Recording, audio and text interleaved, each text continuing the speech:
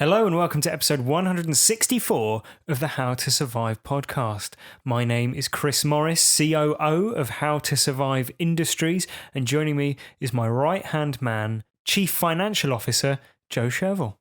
Yeah, Chief Financial Officer. That's fine. CEO, I think I'm the CEO. You're the CEO? Yeah. Chief Executive Officer instead of Chief whatever operations? Chief Operating Officer. Right. It's a big call from yourself there. Yeah. You're the one who comes in like in a sports car once every 6 weeks. I'm playing golf with other CEOs a lot of the time. But you're here today, as are 78 of our employees. Yep. Weird that the normal security guys aren't here though, don't you think? Yeah, I'm sure that's okay though. I'm sure that's fine. Yeah. All of the local staff don't seem to be here either. We are, of course, in our recording studio in Bogota in Colombia. Yeah. But like I said, I'm sure that's fine. And I'm sure the giant steel panels that have encased the building are also fine. If you haven't listened to the How to Survive podcast before, we're a horror movie podcast and we like to talk about horror movies and how we would survive in them. This week's film, if you hadn't guessed, is The Belko Experiment from 2015, directed by Greg McLean. Yeah, written by James Gunn. Yeah. Starring Sean Gunn. Yes. The Guns. Yeah, he wanted to direct it, but then didn't. He originally was going to direct it and then didn't because he didn't want to work on such a violent film. Because he was going through a divorce, right? Yeah. Yeah, and he didn't. A bit too much for him. Yeah. He was busy tweeting.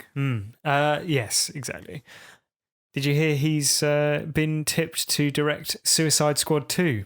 I had heard that, yeah. Which actually, maybe that's what Suicide Squad needs. Yeah. The Guardians of the Galaxy, both films are entirely fun. They're great films and they're watchable. Suicide Squad's a mess.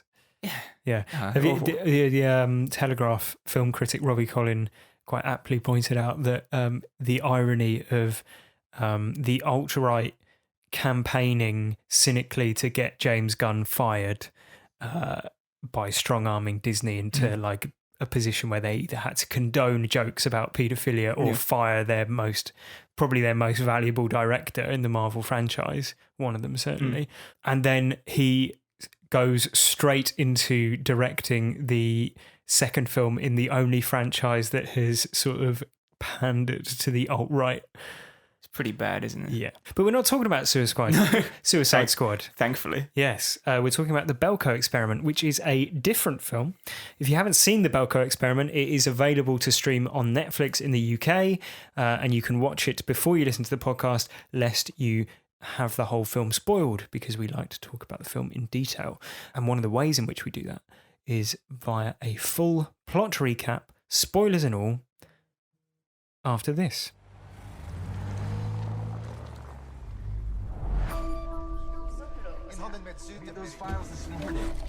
Belko is a non-profit organization that facilitates American companies in South America.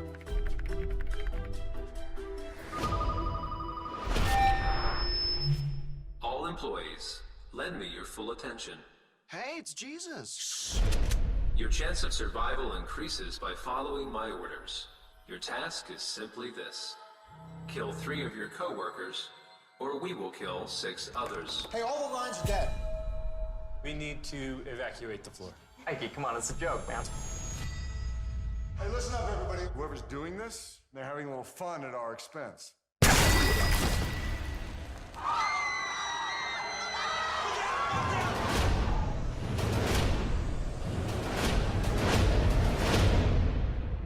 Mike Milch works for Belko Industries, an American multinational corporation in Bogota, Colombia. Arriving for work, he is surprised to see unfamiliar security guards turning away any local workers and only allowing the company's American expat employees into the building. Meanwhile, new employee Danny arrives for her first day and is fitted with a skull-based tracking device, an insurance policy should any of their American employees get kidnapped. We all got one. Yeah. Whenever I travel, I like to have my skull implant in. Once the 80th employee arrives, a mysterious voice announces via intercom the commencement of an experiment, instructing the employees to kill 2 of their number or else 4 would be killed instead. The building's doors and windows are sealed with impenetrable steel, and any attempt to signal for help from the roof is met with violent resistance by the external security guards. After the allotted period of time, the group has not murdered anyone, and so 4 employees are killed as their trackers, actually small explosives, are detonated. Mike attempts to remove his tracker with a box cutter. Warned by the voice that he too will die unless he stops, he gives up, instead working with his girlfriend Leandra and security guard Evan to find another way to call for help. The group is told that unless 30 of them are dead within 2 hours, 60 of them will die. COO Barry Norris teams up with Wendell Dukes, a man we earlier see sexually harassing Leandra, and a few others to break into the armory with the intention of executing 30 people based on their age and how many children they have. When Mike, Evan and Leandra stop them, the group stab Evan to death and round up the remaining employees. Dozens are killed and Mike is about to be executed when Danny, who is hiding in the basement, turns off the power.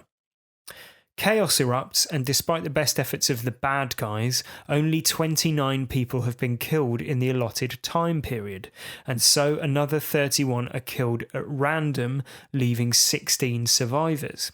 Next, the voice informs them that the remaining survivors have an hour to kill as many people as possible, and the individual with the most kills to their name at the end will be spared. 2 of the remaining employees gather the explosive charges of people killed by other methods with the intention of blowing up a wall to escape, but when both are killed, Mike picks the explosives up instead. Though he and Leandra defend themselves, Leandra is critically wounded by Norris and dies, but not before she kills Wendell with an axe. And there's some enjoyably rubbery gore with the axe. Yeah, it keeps giving you more and more, and you don't really want any more. But I'm up for that, especially if it's a sexual harasser who's getting an axe in the head. Eventually, Norris and Mike are the only remaining survivors, and Mike kills Norris with a tape dispenser, smashing it into his face repeatedly until he dies. With Mike, the last remaining survivor, the doors open and he is led by armed guards to a nearby facility to be interviewed.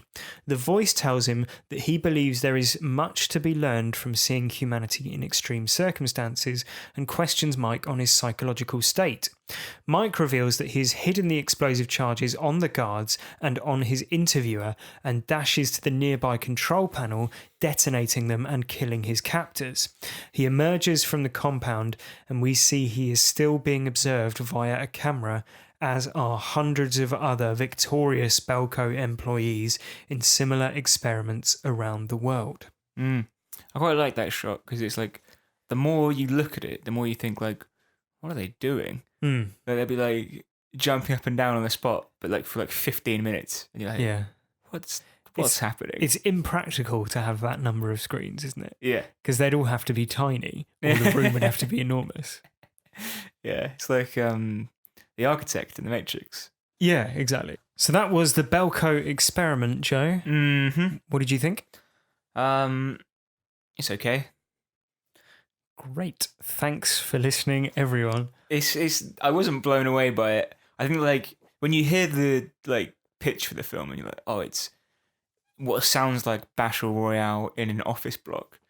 Like, that sounds like a good idea for a film. Yeah. And we'll probably compare it a lot to Battle Royale because it is a Battle Royale. And it's taken a lot of influences from that, I think. Yeah. But I think they could have done a lot more with the idea than they actually did.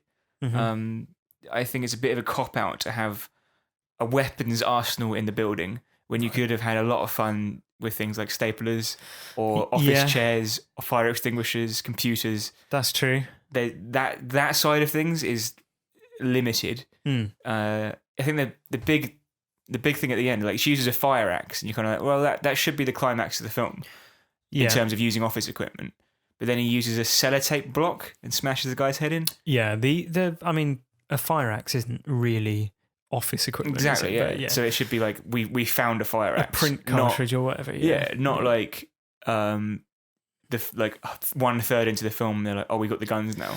Yeah, I know what you mean. I think it's sort of, I guess it's necessary for the device where they execute a bunch of people, but then I guess it would be even nastier to have the axe.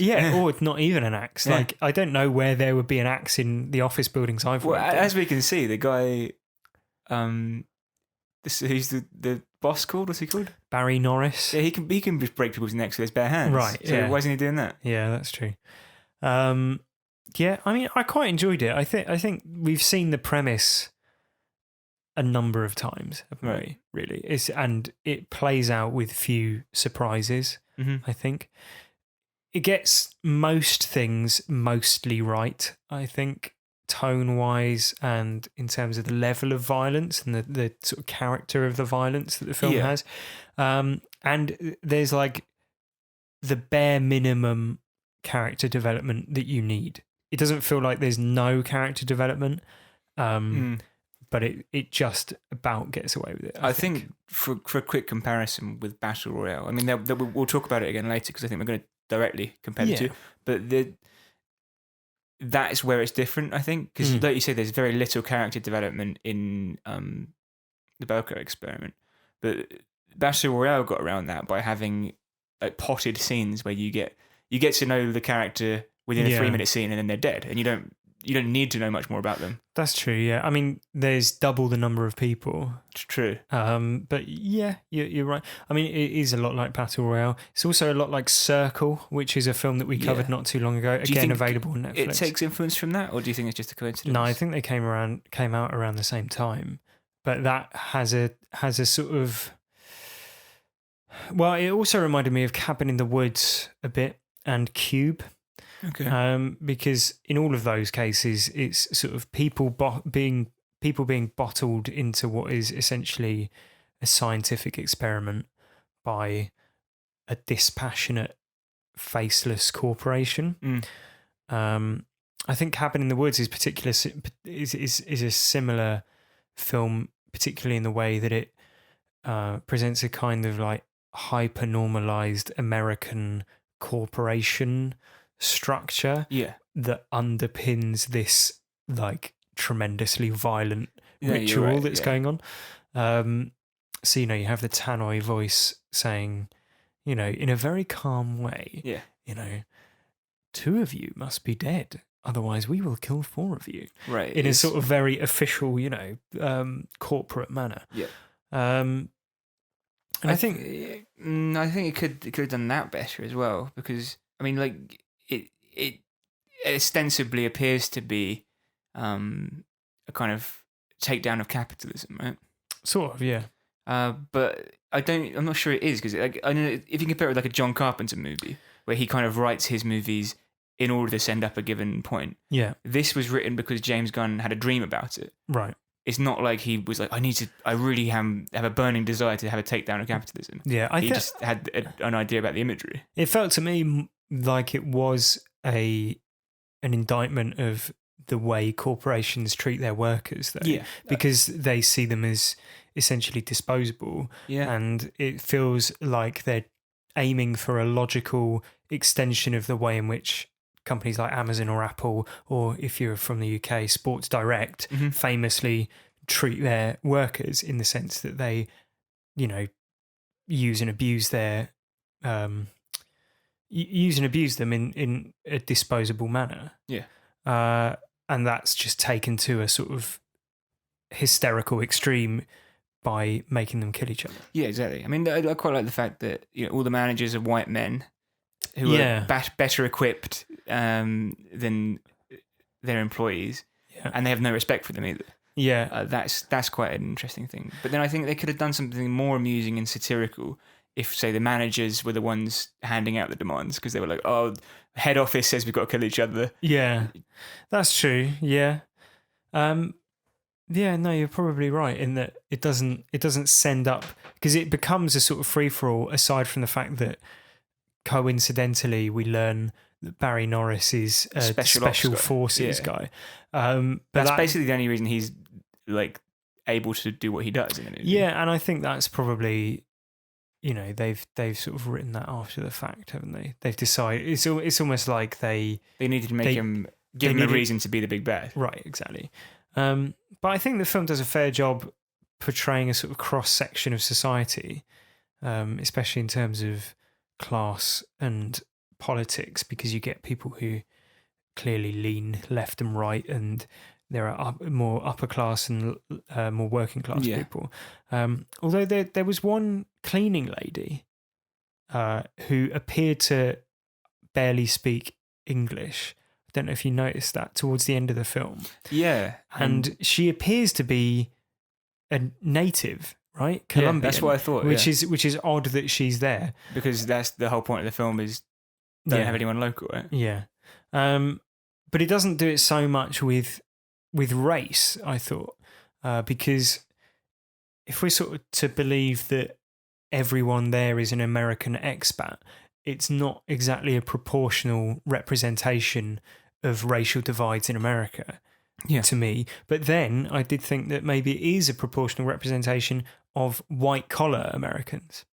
Okay. In the sense that the sorts of people who work for a corporation are likely to be white. I don't really know. I haven't done the sociological research. Yes, it is a hard one because it's how much of it is just a casting decision and how much of it is like I think if it was a John Carpenter film or even like a Sam Raimi film or a like a Joss Whedon film where there is a deliberate political message, I think you would be able to draw that a lot more clearly in terms of demographics and stuff. Whereas I don't think this has that substance. No, I think politically it does to some extent. To some extent, but it's weak. The COO feels like a sort of, like a pastiche of the centrist pragmatist in the sense of him being quite nice to everyone until it's like, well, the only way out of this is to murder everyone, so that's what I better do. Yeah.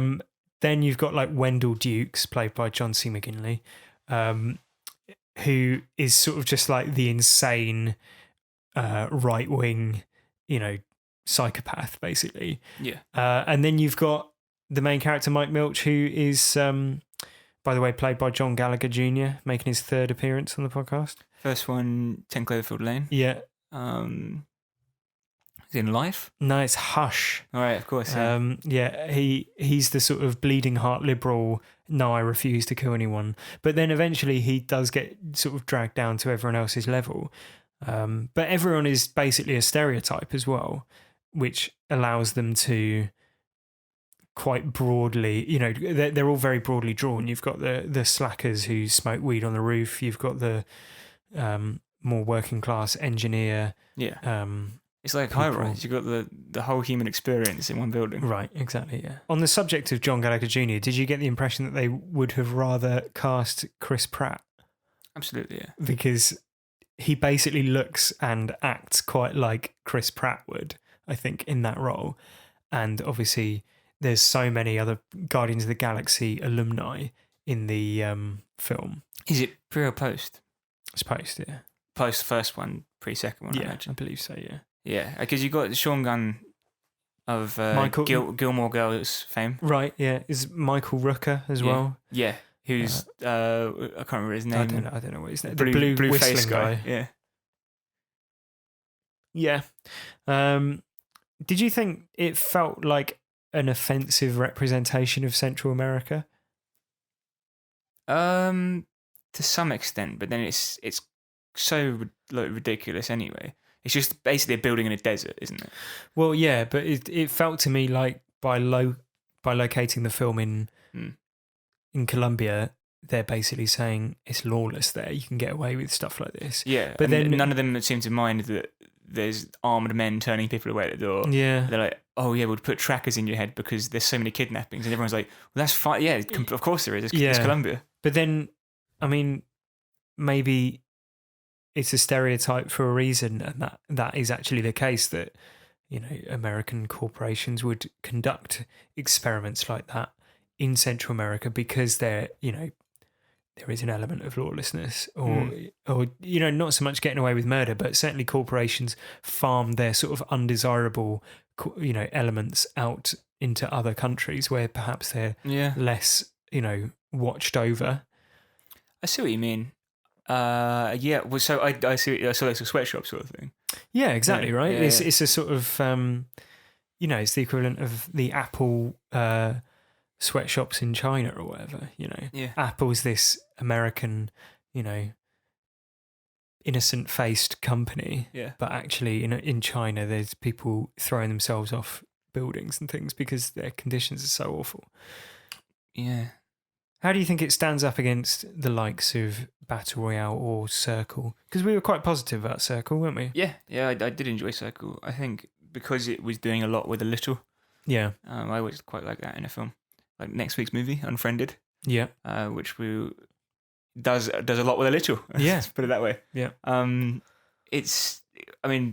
Belko Experiment is very clearly inspired by Battle Royale for a number of reasons. You got the classical epic music over all this mindless violence. Mm-hmm. That's a very Battle Royale motif. Yeah.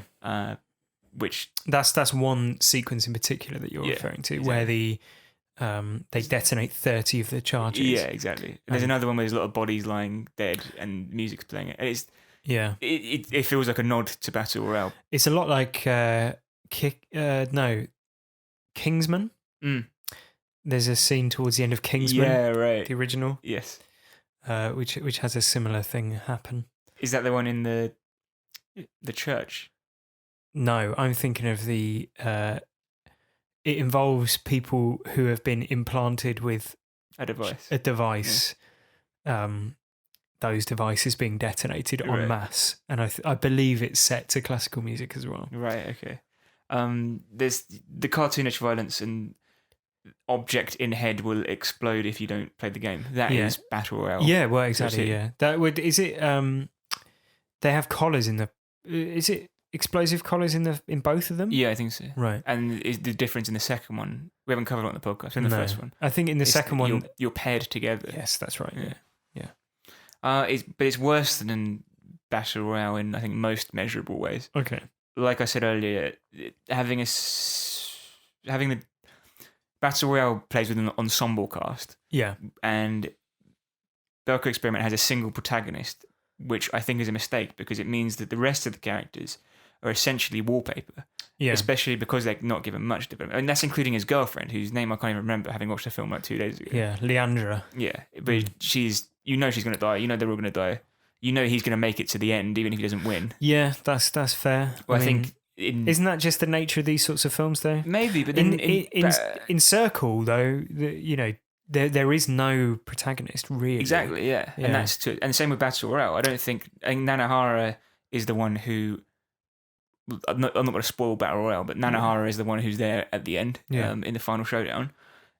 But there is something more subversive at the end of Battle Royale. It's not like the game completes and there's a winner. Yeah. Whereas with this it is, and it's the person you'd expect to win it at the beginning. So it's not...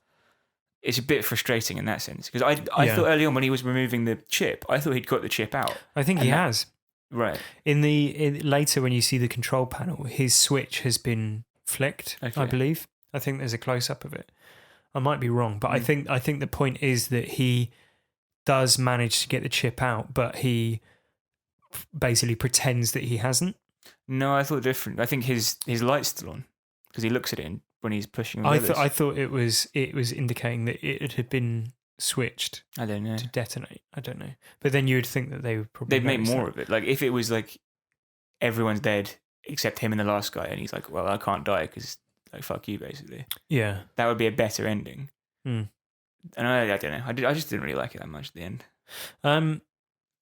Also, Battle Royale explains why the game is happening at the beginning. Yeah. It's like the Battle Royale Act is in place. It means every year we're going to have a naughty boys class and a naughty girls class that go fight to the death as punishment for being naughty. Yeah. And you're like, okay, that's enough rationale in this like dystopic future. Whereas this one's in our world, and at the end it's like you get the Saw 4 level explanation of like... Yeah. But then it's not really a revelation, is it? I mean, it's pretty much the fact that it's called the Belko Experiment. Yeah. Like in something like Circle, the reveal is a twist. It's part of the mystery. Right. Yeah. Whereas in this, it's less so, I think. I think the movie becomes significantly worse with each second you give to thinking about it. Yeah, probably. I mean, the bomb placement being revealed. Yeah, that is. I mean, that is Saw 4 levels of like you couldn't have picked it up if it wasn't told to you after the fact. Yeah, I guess so. Like if your plot development requires you going back 5 minutes and saying this is something that happens you didn't see. Yeah, that's annoying. But like to be in his head in the moment when he's putting the bombs in, is it like I'm going to put these bombs here because they might be taking me to the detonators? But you should. Yeah, I guess so, yeah. They should have had a shot which showed him reaching his hand into a pocket or something, and then you'd be thinking, what has he taken? But actually the reveal would be that he actually put something there. Right, yeah. Well, another point, Belko appears to be a functioning business. So all these anymore, people it's not. Spend all day doing actual jobs. Yeah, and who wrote the handovers? But there is a point at which one of the employees says they've basically just been making us do nothing for a year. Like they keep putting roadblocks in place and all that sort of thing to basically slow down any progress. So I think the idea is that they're just building up these sort of fake businesses. Yeah, essentially. Yeah.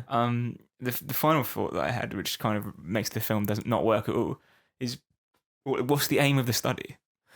Well, like, is it to find out what happens to one specific person when he's made to fight his colleagues? Yeah, well, it's not a very good experiment. Like, what possible ethics aside? Yeah. What possible application does this have in the real world? Well, the only explanation we have is that someone obviously wants to see how humans react to extreme circumstances. But it's such a laboratory it's such a trite setting. It's a trite thing. It's not. You can't apply this to anything else. But also, there's no. Basically, there's so much meddling from the people administering the experiment that any results are sort of void anyway. Yeah. Yeah. It's not like they just shut everyone in a building, locked it for a month, and saw what happened. Yeah. Because that would be a scientific experiment of sorts, in the sense that you'd get this whole like society developing. Exactly. Yeah. There's experimenter bias and experimenter meddling. Yeah. Yeah. Exactly. I mean, the fact that it's an experiment. My wife is a experiment designer of sorts. Yeah. Well, she's trained in clinical research. I'm going to interview her to see how the Belko experiment should have been run if it was to be ethically approved. Okay. So I haven't done it yet, but I'm going to drop it in here. So enjoy that.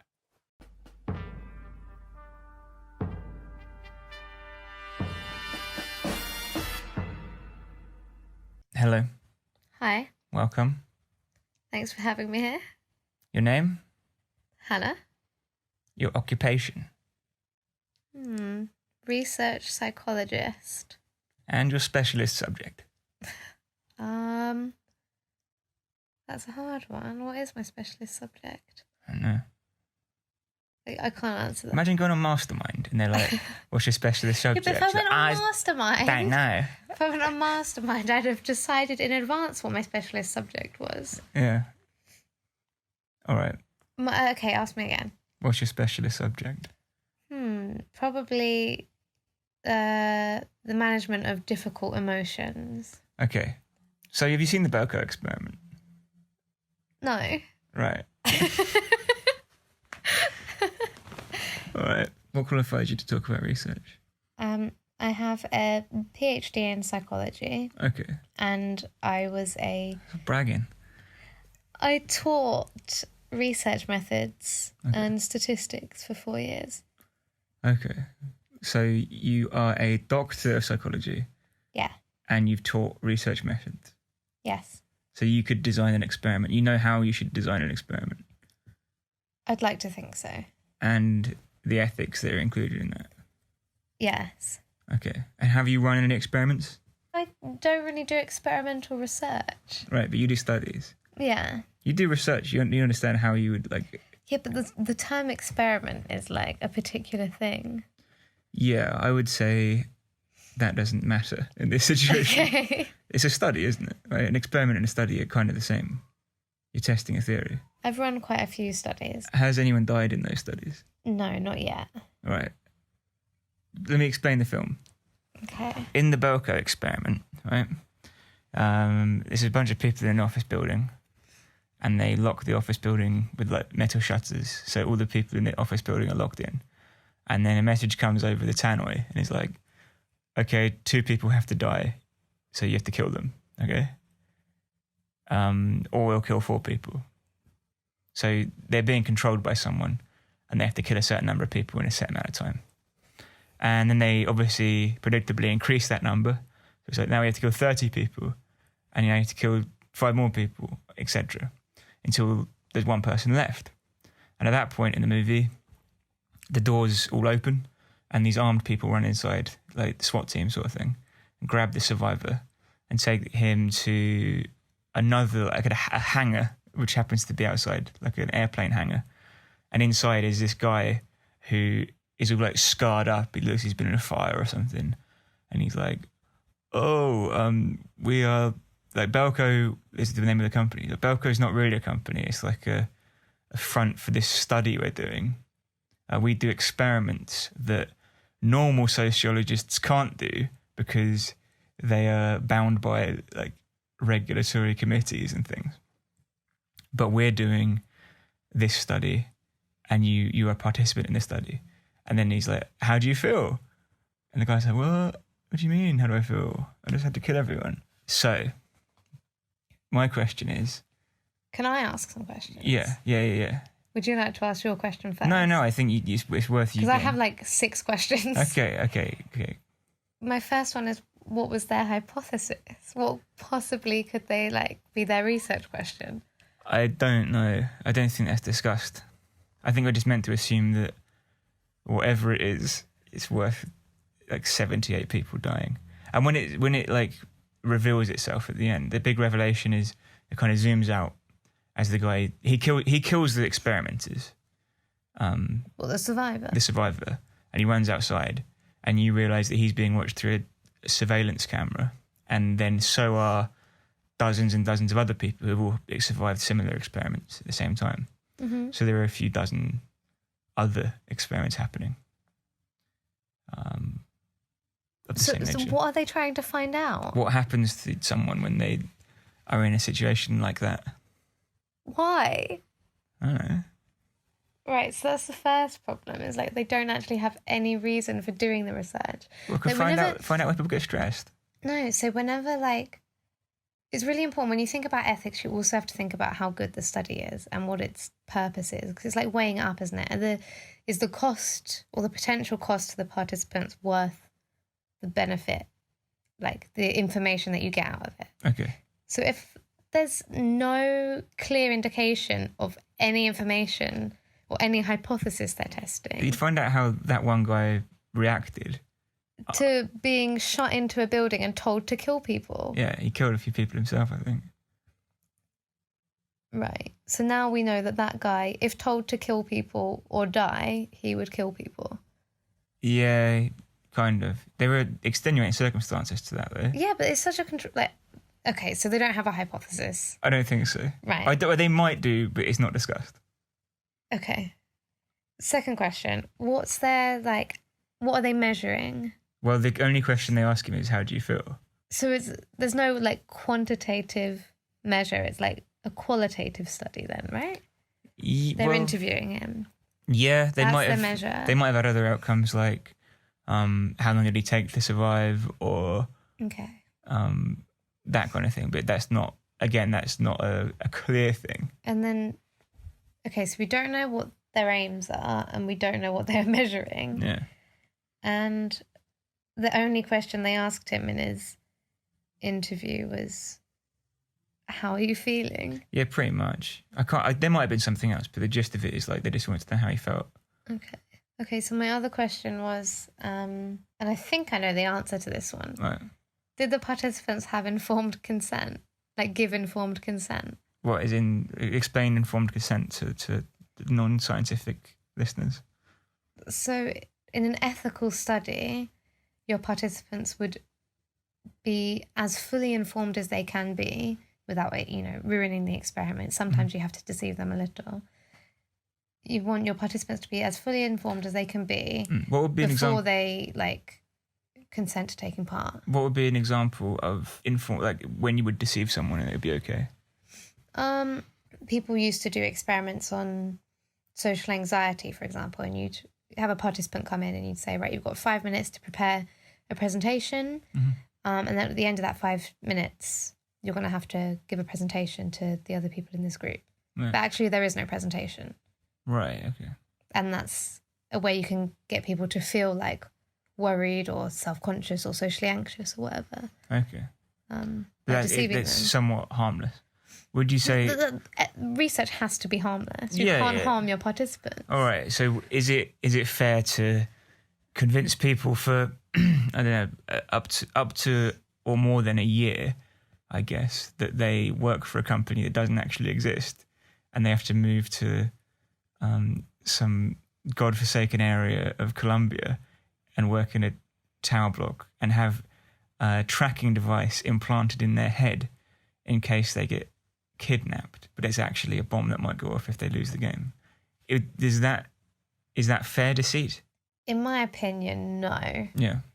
Another thing they need to have, which I'm assuming they didn't, is based on your explanation of this bomb implanted in their own bodies if they don't comply. Yeah.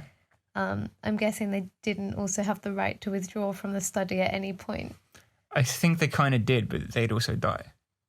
Well, then they don't have the right. If you said to your participants, like, you do have that, you don't have to do this study, you have the right to withdraw at any point, but I'll kill you if you do. That's not really giving them the right to withdraw, is it? Yeah. Oh, fair enough. So no hypothesis, no outcomes, no informed consent or any consent, and no right to withdraw. Seems like there was some attempt at a debrief at the end by asking him how he feels and explaining what really happened. So that's good. Well, it seems like there's a reason they're operating outside of the regulatory frameworks. But why? What do they gain? What have they learned? They've now completed their study. Yeah. They're going to write a report. They're dead. They died in the study. Yeah, but only the people from that one. No, the researchers are dead. All of them from every single site. I don't know. Because you said there was 12 other sites. Yeah, it was a couple dozen. So there must be other researchers.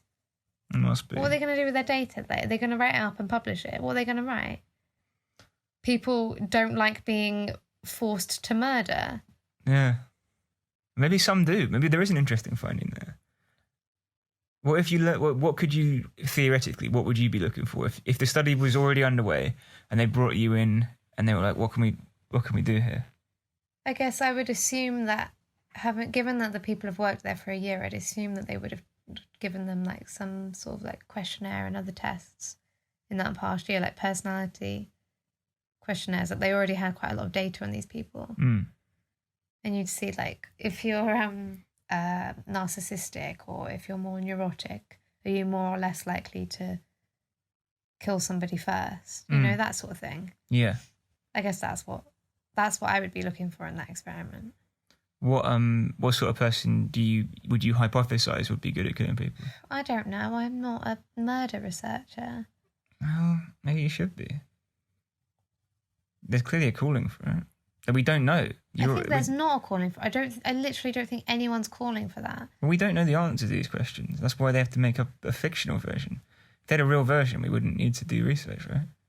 Well, no, we would. We just wouldn't do an experiment. What you would do is something called a quasi-experiment, which is where you'd get people who have murdered people and compare them to people who haven't murdered people and see how they differ. Right. So you're comparing groups, but you're not actually manipulating anything.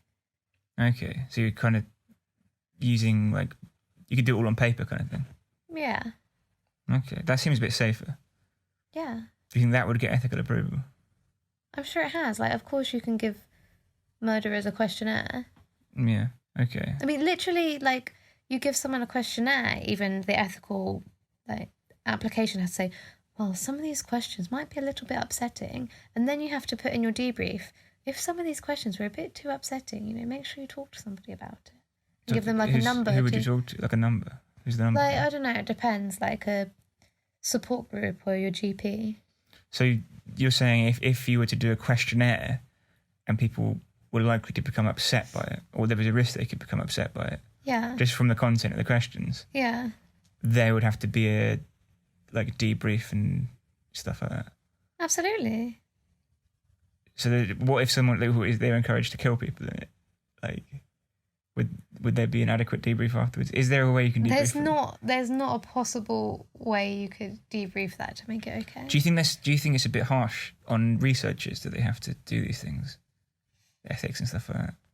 No. Because I think privately you quite like harming patients and stuff. You said that. What do you mean? I think you're always like, the ethics people, they're really right. I really want to do an experiment where we lock people in a room and make them fight to the death, but we can't. The damn ethics committee. Yeah, that always happens. Yeah. Yeah. Always trying to get my murderous experiments through ethics. Yeah. Well, good luck with your next murderous experiment. Thanks. Thanks for your time. I'll be sure to update you on my findings. Will do. I can't. Oh, this is so awkward. Who's awkward? I'm awkward. Yeah, not me. You're an intimidating interviewee. No, I'm not. You are. It's because you fancy me. It's because you're so clever. I feel intimidated by your intelligence. Thank you for being in my study. What? I didn't consent to this. That's fine. Bye.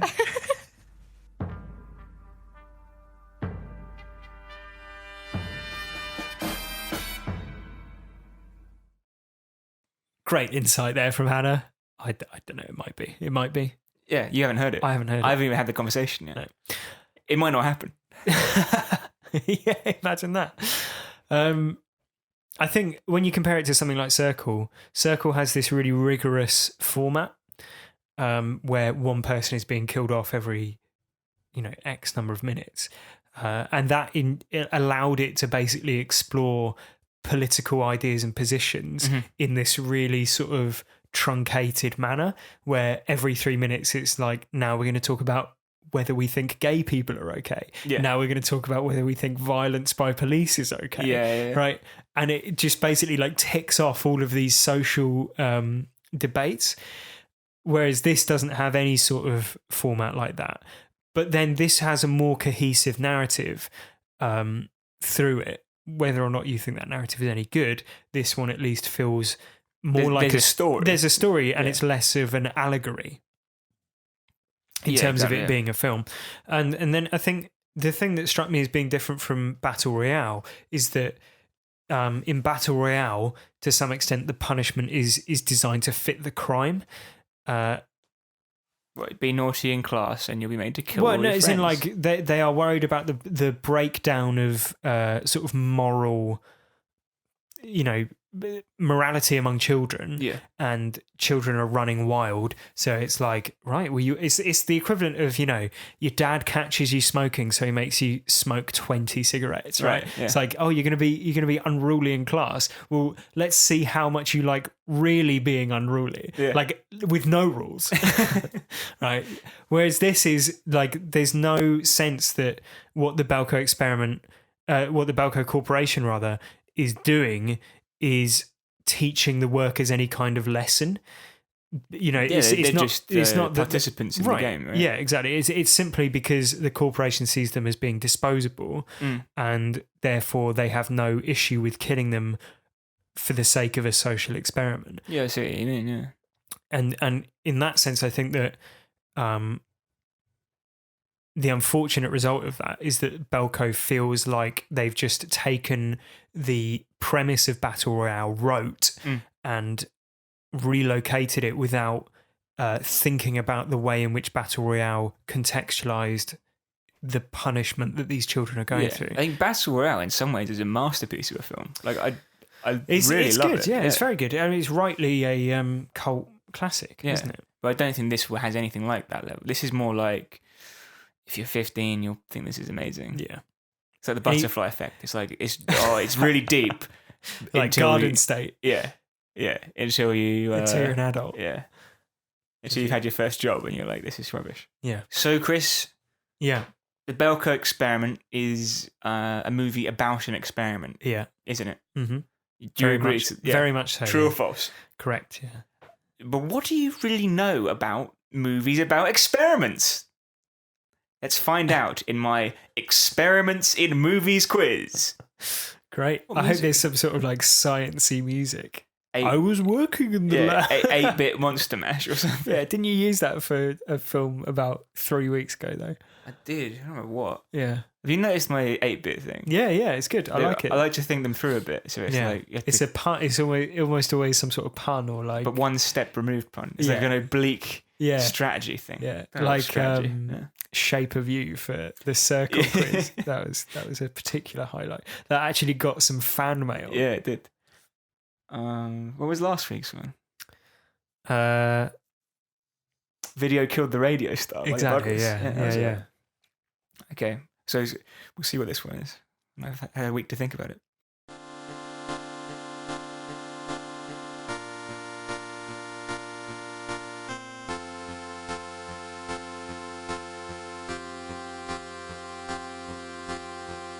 Okay, so basically I'm going to describe an experiment and you tell me the movie it's from. Okay. Nice and simple. You can tell me the movie of the year and the director if you want, but the movie will suffice if you don't know. Okay. Question 1.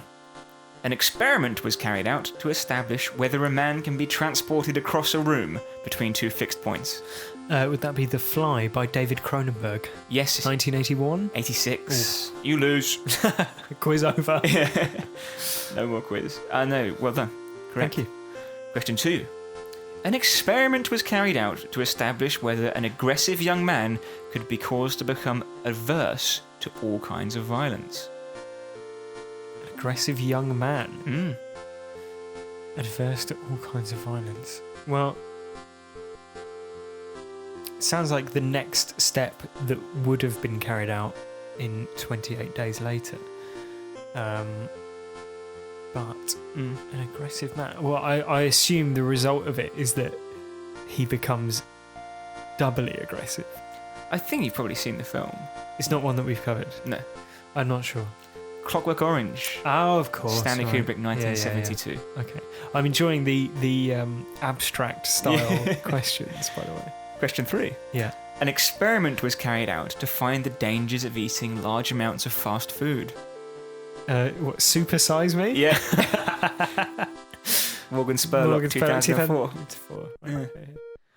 Question 4. Yeah. An experiment was carried out to prove that women are more capable of enduring pain than men, in order to prove that women should be able to serve in the armed forces. More capable of enduring pain than men. Not a film that we've covered. Thankfully not. Oh. Is it like something awful? Yeah. Like, are we talking like Roger Corman levels of awful, or just like a bad, like... What's Roger Corman? Like, B-movie trash? Oh yeah, B-movie. She-Hulk? Yeah, well, I may as well give you it. Right. Ilsa She-Wolf of the SS by Herman Traeger in 1975. Okay, right. Yeah, it had the tone of woman being like zapped with something. Okay, so this one is a bit of a... There's 3 parts to it, and I think I'll give you a point for each. Okay. An experiment was carried out to make things smaller than they should be. Honey, I Shrunk the Kids. Yes. A subsequent experiment was carried out to make things bigger than they should be. Honey, I Blew Up the Kids. Blew Up the Kid, but I'll give you it. Okay, right. And a subsequent experiment was carried out to make things smaller than they should be. Honey, I Shrunk the Kids again? No, it's Honey, We Shrunk Ourselves. Oh, what a nightmare that family's had. Rick Moranis. Yeah. Where are they now? Isn't he dead? I don't think so. No? Is he? Don't say it ain't so. Oh, Rick. No, he's currently on a film and acting hiatus. Why? I don't know. Get his agent on the line. Question 6. Yeah. Final question. An experiment was carried out to develop a robotic tentacle arm which can handle materials used in developing nuclear fission power. That would be Spider-Man 2. Yes. Dr. Otto Octavius is the scientist in question. It was Sam Raimi. What year? 2004. Flipping it, mate. You are a nerd. Well done. So that's 5 for 5, wasn't it? Thank you. Oh, no, you didn't get Ilsa She-Wolf of the SS. No, I didn't get one of their hats. Honey, I Shrunk the Kids. Oh, yeah. So really, it's abject failure. Yeah. Better luck next time. Thanks. Good quiz, though. It was. I mean, it's not for you to say, but it was. So it's that time, Joe. That time of the show when we talk about how we would survive the Belko Corporation's nefarious experiments. Yeah. So, any ideas? Well, it's a difficult one, isn't it? Mm-hmm. Because, as with some of the other movies you covered in the past, it basically just pays to be the winner. Yeah, I mean, can we assume that, I guess when we were watching it, I'm sure, like me, you realised that if they did kill 2 people at the start, it wasn't going to end there. They're obviously going to escalate. Yeah. So could you assume that people, the characters, the people in the situation, could have come to the same conclusion? I think they did. I think at one point someone says, this isn't going to end with 30. Right. So if you're one of the more able people, do you think it is right to do the amoral thing and kill people off because then you're putting yourself in the best possible position to survive? Well, so hit 30 and then keep going. Just keep hammering them out. I get, well, no, but just be part of that group who are doing the executions and then basically come what may after that. But you're putting yourself in the best possible situation. Yeah. You're aligning yourself with... If all you care about is surviving, then it pays to kill others. Wrong side of history, right side of being grave. Alive. Yeah. Then again, do you think, as we saw in Circle with one character, you could appeal to other people's morals and then exploit that, in the dying moments? So I think the first kill is just 2 people. I think that's just to prove a point, isn't it? Yeah, so it's kind of like... Well, it's four people, I think. 4 people. So you've got, what, a 1 in 4? 1 in 25 chance. A 1 in 25 shot in that first round. Yeah. Which is good odds. Yeah. After that, it's more or less 1 in 2. Yeah. Yeah. 30 out of 76. And 59 end up dead after that round. Yeah. And then it's 1 in 16, I guess. The odds are always against you from the start. Yes, unless you start cracking skulls. Yeah. Do you think, though they kill people at random, it seems a bit like they spare the people who are sort of actively playing the game? Did you get that impression in terms of, we select them by random, but actually they've got switches with everyone's names next to them. Right. So they know that if they save Barry Norris and Wendell, whatever his name is, then they're going to have a better fight on their hands. Exactly. They're going to have more of an entertaining situation. Yeah. If you had just like the 5 pacifists, they'd just sit in a circle and hold hands till they die. Right. Exactly. And so in that sense, the experiment's results are null and void because they're being controlled. Yeah. But I mean, in terms of survival ideas, I did have one specific one, and it's for the people operating the experiments. Okay. Just when people are dead, detonate the charge anyway. Yeah. There's no reason not to. You're not going to go and retrieve it, are you? Keeps it exciting as well. If the corpses start blowing up. Yeah, I think that happens in Battle Royale. Possibly, yeah. Then they fall over and then it's like beep, beep, beep, beep. If your heart stops, it blows up to make sure, I think. Right, okay. Or if it can't detect a pulse, something like that. Yeah, that sounds about right, actually, yeah. Yeah. So, yeah, just basically make sure, and also it means that no one can get hold of the pounds of explosives that you've embedded in people's brains. Exactly. Yeah. So, and then, of course, they wouldn't have been blown up by their own explosives right at the end. That's a fair point, yeah. Yeah. I can't argue with it. Just why not? Why wouldn't you do it? Yeah. I guess you can't assume that the paranoid drug addict is just going to cut everyone's heads open and steal them. No, but like I said, they're not going to go in and do that themselves, are they? And retrieve the explosives to use another day. They're a company. They're running a business, man. Maybe, yeah. They've got to think about the bottom line. Yeah, exactly. What about you? If you're Mike Milch, he does survive, so it's always a bit, but how could he survive better? Yeah. Don't engage the special ops guy in a fist fight. Right. Because he wins essentially by getting lucky by being near a tape dispenser. Yeah, exactly. But the guy should have... dispensed him. Yeah, I mean, earlier on we see, this is an issue that I often have in films, is that you see a character break a woman's neck. Break a neck like he's opening a bottle of Coke. Yeah. And then later he's like grappling with someone who he's intent on killing. Yeah, and you it's like an Olympic wrestling match. There's a bit where he's got him in a chokehold. Yeah. And you just think... What happened to that ability to snap someone's neck? Yeah, you just rip his head clean off. Because if you can do that with your wrists earlier in the film, then surely you can, with your whole arm muscles. It's not even a funny shot. It's just like more marginally upsetting. Yeah, well, it's upsetting the moment where he kills the woman by breaking her neck because out of desperation, she's trying to seduce him in order to survive. And then he breaks her neck. Yeah, it's pretty... It's when you and it's possibly the only really uncomfortable tonal moment for me. I think most of the time it gets it right. Yeah. But yeah, that's fair enough. You don't want to, if you know that he's special forces, then keep your distance. Yeah, that's quite right. Yeah, or throw things at him. Someone made Molotov cocktails. Might be more of them lying around. Yeah, just do that. Yeah. I mean, I think your best chance against what's clearly a stand-up fighter like him. Yeah. We know he can fight a good standing game. He could probably fight a good ground game as well. Yeah. So just projectiles are probably the best bet. Yeah. On the other hand, why not as a group decide to actively ruin the game? So in a metaphorical sense, throw your bodies on the cogs. Okay. How would you do that though? Because if you just sat down and waited, you'd all die. Yeah, but that would quickly lose the appeal to the people who were conducting the experiment, I think. Like, if you even refuse to do anything when they start killing people, then what leverage do they have over you in terms of manipulating you into killing each other? Well, all they needed is one person at the end to say, how do you feel? That's true, yeah.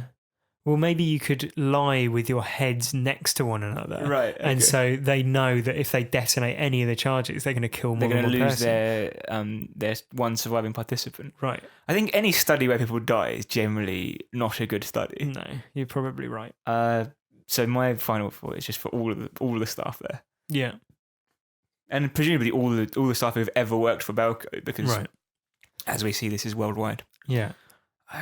When they come in and they're like, we're just going to put this tracker in your head, I'd say, no, you're not. See you later. Yeah. Yeah. There's no way you're putting that in my head. I mean... What's it made of? When you're I don't know if you've ever used the website Glassdoor, which allows you to see basically employees' reviews of companies. Yeah. Like, people would surely be leaving reviews for Belko going, well, I had an interview process and then I went in on my first day and they tried to like drill a tracking device into my brain, so I quit on the spot because that's mutilation. It's bizarre. Yeah. Like, I mean, people don't want like Alexas in their houses. Yeah. Oh, but it's like, it's not even a good idea. What does it run on? The battery would run out. Yeah, well, yeah. Like, cats have microchips, but they require a tool. It's like having a barcode on you, right? So that would be the better thing, right? It'd be like a bracelet or a barcode. But then that would require someone going into the experiment zone and scanning the person's head to explode it, which is less effective. Yeah, but a bit more dangerous for the person administering it. I'll tell you what's never happened in the entirety of human history. Yeah, no one's ever asked to put a fucking ball bearing the size of a thumb knuckle in someone's brain. That just doesn't happen for an office job. Yeah. Well, if the kidnapping threat was that intense, they'd be driven to work in a tank. Yeah, that's probably true. Just a final point of discussion to make on the film. If you had to use a piece of office equipment to murder someone, what would you use? Discount like any kitchen utensils or guns, right? Or fire axes, because that's Don't you have an arsenal of weaponry in the basement of your job? No, I don't. Unfortunately, it's an office block. Of course you would. Yeah, that's a fine thing to have. Yeah, That's true. That's fine. That's why it's not as good as Battle Royale, because in Battle Royale they get given like a saucepan lid and a pair of binoculars. Right. It's like, go kill them. And like one guy gets a gun and he's the maniac, the chaotic neutral. Yeah. He's not chaotic neutral. He's lawful. Was he lawful What, evil? the one who like machine guns everybody? He's chaotic evil. Yeah, I would say so. Yeah. He's like the insane kid who just goes around with a machine gun. I think in the last scene he gets his eyes burned out and carries on shooting everyone anyway. That's true, yeah. What a film. Yeah. Why didn't you watch that again? Yeah. To answer your question, what office utensil, office equipment would I like? Mm-hmm. I think a laptop. Yeah? Yeah. Okay. Versatile. So if I've got one here. Was it just because when you were writing your notes, it was the only thing that you Kaiser Soze moment? Yeah. Exactly.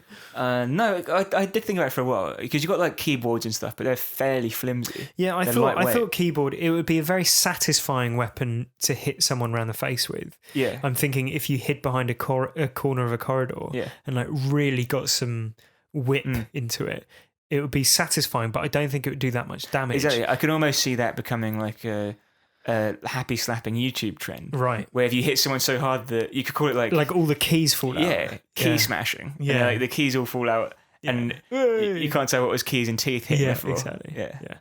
But laptop I like because you can use it as a shield. Mm-hmm. So if you throw a punch at me, I can parry it with the laptop in one hand. Okay. And there's also, it's got some weight to it as well. Yeah. So I can smash it over your head. I can use the fine edge of it. Yeah. To have a bit more impact, or I can just pummel you. Yeah. I think that is the way. It's also, you can throw it. It's light enough to throw. That's true. Yeah. It would. Yeah. You wouldn't want that hitting you in the face either. Yeah. I think that's fair enough. You? Well, I thought of a few things. The sort of, the big industrial-sized ink cartridges or toner cartridges that you get for photocopiers. Like brick size. Yeah, exactly. Use it like a brick. Yeah.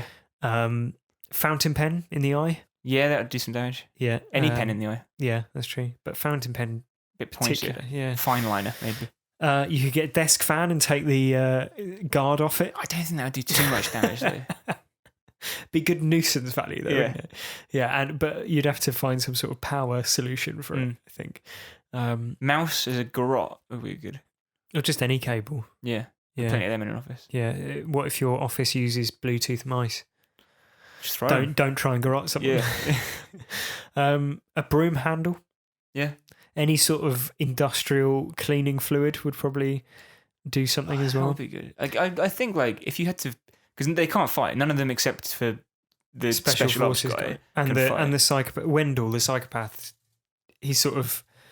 He rises to the occasion, doesn't he? Yeah, he does. Yeah, he's been waiting for that moment. Yeah. Like if you watch something like a UFC fight, right, they are trained in fighting. They know how to fight, and no matter what weapon you have, they would take you down and rip your head off. Yeah, like Khabib, the guy who fought Conor McGregor at the weekend. Khabib. It's his first name. Like, his second name's unpronounceable. It's like Nurmagomedov for the way. Right. If you had a fucking desk fan, he'd still kill you. Yeah, probably. So maybe you just get to the gym and just start training. Yeah, you make yourself the weapon. Yeah. I'd say like you handed me your toner cartridge, and I'm like, what good is this to me? My fists are already like bricks. Yeah, great. Yeah, great. Yeah, you yourself are a weapon. Yeah. In a very real sense. Yeah, you have to go down to the police station and register yourself. Yeah. Because there's any murders, the first place they look is like, you haven't been punching anyone in the face. Yeah. So hard that their brain came out. Yeah, well, speaking of people who've whose brains have come out, we've had some correspondence from the listeners. That was a nice segue. Thanks. Well, don't draw attention to it, because that derails the whole thing, obviously. You can get in touch on Twitter, Joe, obviously, at HowToSurvivePod. I can't. Yeah, well, other people can. You can if you want. From a tertiary Twitter account. What would be the point? I don't know. You could just text me. Still talk to you. Yeah. One person who's got in touch on Twitter is Melly Marchand. Sorry if I'm pronouncing your name incorrect. We told these people, get your name sorted first before you get in touch. And this is in response to something that we read out in the previous episode, which was Kieran's suggestion of covering In the Mouth of Madness. Into the Mouth of Madness? No, In the Mouth of Madness, I believe. Right. She says, "Oh, you have got to do In the Mouth of Madness. I swear I am not a Kieran alias." So nice try, Kieran. But that's the third time Kieran's emailed in with a nom de plume. Yeah, sure. But yeah, I think it sounds like that is definitely one that we should cover in the future. I've never heard of it. What is it? It's a Sam Neill led film about him. I think something to do with a novelist who goes missing, I believe. And he's written some very strange things. I don't know. But tweet of the week by far goes to Ben Riot, who is the host of the Asia Mania podcast. Yeah.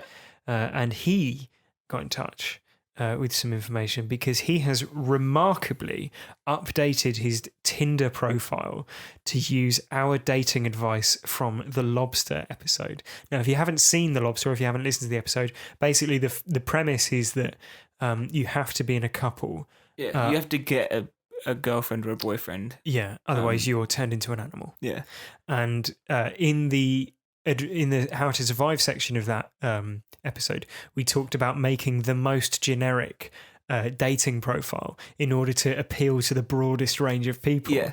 And Ben has copied that verbatim and filled in his bio on his Twitter account, on his Tinder account rather. And so, according to the screenshots he sent, and they do look legitimate, his Tinder account reads: "Things I like: food, going to the cinema, going outside, meeting friends, a quiet night in." Everything covered there. Yeah. Favourite films: The Shawshank Redemption, Fight Club, Anchorman, The Hangover, Titanic. There's something for everyone. Yeah. Favourite books: Catcher in the Rye, To Kill a Mockingbird, Animal Farm, Pride and Prejudice, Of Mice and Men. Yeah. Yeah. It's a good range. Those books we picked specifically because they're in this country designated school texts. Yeah. So there's the broadest chance of having dating someone who's also read them. Yeah. But he says that given that he's based in Australia, those novels that we picked aren't required reading in schools there. So maybe he should substitute them. 6 things I could never live without: water, air, food, shelter, my friends, my iPhone. And the most private thing I'm willing to admit, that I'm using a dating website. Doesn't even say dating app. That's his commitment to copying us word for word. Is that answers to what it asks for? Or did he write his bio? Yeah, he wrote that as his bio. So what? You should really put like, I'm a guy. Yeah, I'm Ben. I host a live in podcast. Australia. Right, yeah. But he's just copied that verbatim. Yeah. Now, obviously, the real question is he going to match with someone who's going to recognise these bits of information as being from the podcast? Because we could have the first How to Survive marriage on our hands. That would be insane. I mean, that would be crazy. Yeah. But and he won't have to be turned into an animal then. Yeah, that is true. Yeah. But Ben, I mean, gold star for you. Yeah. That is. Can you keep us updated, please, Ben? Yes, please do. Maybe send us an audio update of your quest to find love using our strategy. Yeah, and ideally we'd like statistical analysis before and after to see what sort of difference it made to the number of matches you're getting. Yeah. And of course, the main question is, are you going to meet another How to Survive fan? Yes. So send it in as an MP3 or something. We just drop it in. He's a podcaster. He knows all the. He's probably got all the same software we've got. The same the warehouse of microphones. Yeah. Exactly. Absolutely. Was it Asia Mania? Asia Mania, yeah. Yeah. I've also had a couple of emails. That email address is howtosurviveshow@gmail.com. Like this one from Ben, who says, I'm a big fan of the show. I've been listening for about a year. And he says a lot of other nice things, including that he's going to create an iTunes account to rate us 5 stars. So we'll look out for that, Ben. So he hasn't got an iTunes account. He's going to make one just to give it the 5 stars. That's right. He says he's very much looking forward to the Final Destination marathon. I think you'll find it easier to get through than the Saw series. Of course, we filmed this quite some time ago. Yeah. And it is incoming. Yeah, we got the top guy on it. Yeah. Whoever the editor is, he must be doing really taking his time with it to make sure it's perfect. Yeah. But he's got Ben's got a few recommendations for us, which I think other people may have recommended before. They certainly ring a bell anyway. Behind Into the Mouth of Madness. Behind the Mask, The Rise of Leslie Vernon. And he says, it's found footage, which I'm sure you're long past sick of, correct? But it is worth your time, especially for the clever change of film style at the end. Well, it's not found footage. And then his second recommendation is Hateful Eight. And he says, Joe loves a Western, but I get a sense that neither of you have much time for Tarantino, so it would be interesting to hear your thoughts. It's interesting that you say, I hear you don't like this director, so I'd be interested to hear whether or not you like it. We've had something similar before. Someone's like, I know you hate this, so I'm going to recommend it anyway. And he says, as it's Halloween, Trick or Treat is an annual must-watch for me. Funny, clever, and captures the spirit of the season perfectly. Cheers, lads, and all the best for the podcast. Ben, thank you very much for your email. Thanks, Ben. How do you feel about the Tarantino one? Because I've seen The Hateful Eight. I saw it I couldn't get through the Odeon Leicester Square with the 70mm roadshow movie thing they did, and it was like, it was a spectacle. Yeah, but it's like, I wish they'd done it with The Revenant. You know what I mean? Yeah. You can get through it. I can be bothered. Where? I just don't have much time for Tarantino, as Ben rightly says. Got another email from Josh M. He says, this is in response to his email from, I think, last week. And he says, as you suggested, Joe, he was confusing Corey Haim and Corey Feldman. Yeah. They are both in Lost Boys, and I realised the moment I hit send, thought I'd wait and see how bad a ripping you would give out for me. I mean, basically... We pulled our punches a bit. We did, but I'm happy to say that it was a disgrace, and he should be ashamed of himself.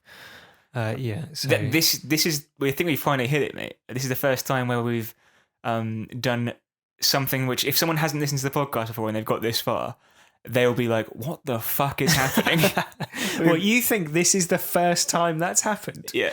That's not true. That's definitely when you not listen to a new podcast, they're like, I just want to say so much thanks for coming out to see me. They start with 15 minutes of impenetrable in-jokes. Yeah. Well, that's why we put all of our in-jokes at the end. At the end, yeah. Yeah. If anyone's still with us.